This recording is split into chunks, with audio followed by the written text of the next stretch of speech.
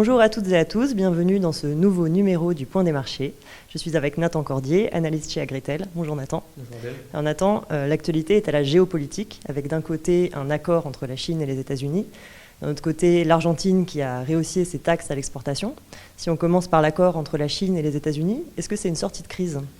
Alors tout à fait, on est depuis plusieurs mois dans l'attente finalement d'un premier accord entre la Chine et les États-Unis. On ne peut pas dire qu'on soit réellement sur une sortie de crise, néanmoins il y a quand même des améliorations qui sont notables, avec notamment du côté des Américains des annonces qui ont été réalisées, comme quoi ils n'allaient pas mettre en place justement une tranche supplémentaire de taxes à l'importation sur les produits chinois.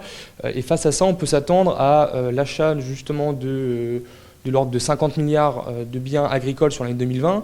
Ça a eu un impact quand même qu'on peut souligner sur le marché à Chicago, avec des fonds financiers, des fonds spéculateurs qui étaient sur une position très très vendus pour cette période de l'année. Donc qu'est-ce qui s'est passé ? Ces fonds spéculateurs, à la fois en blé, en maïs et en soja, ont racheté de manière massive leur position, et ce qui a amené donc un soutien là, sur ce début de semaine sur le marché. Après, il faut rester vigilant parce que toutes ces discussions sont encore en cours. Il n'y a eu à l'heure actuelle aucune signature, et donc il faudra attendre le début de l'année 2020 pour être vraiment sûr et certain de cet accord. Alors côté Amérique du Sud, l'Argentine a annoncé la hausse de ses taxes à l'exportation. Quel est l'impact sur les marchés ? Alors tout à fait. Avec l'élection fin octobre de Alberto Fernandez, on pouvait s'attendre à des taxes à l'export qui allaient être rehaussées. Donc c'est le cas. On a eu justement cette information qui a été vérifiée fin de semaine dernière, avec des taxes qui ont été augmentées de 5,3% pour tous les produits agricoles. On va dire que l'impact il est plutôt sur le long terme. Pourquoi ? Parce que aujourd'hui, les récoltes de blé sont en cours, les semis de maïs, les semis de soja sont également en cours, et que cela aura vraiment un impact sur la décision des agriculteurs, des farmers, sur la prochaine campagne. Donc, évidemment, avec des taxes à l'export qui sont rehaussées, les producteurs seront moins incités à emblaver des cultures dont le coût de production est le plus important. Donc, on pense tout particulièrement au maïs. Et donc on pourrait s'attendre sur la prochaine campagne à avoir des surfaces notamment de maïs en baisse, également en blé, et des surfaces de soja plutôt en hausse. Quels sont les autres éléments de marché qu'il faudra suivre pour la seconde partie de campagne ?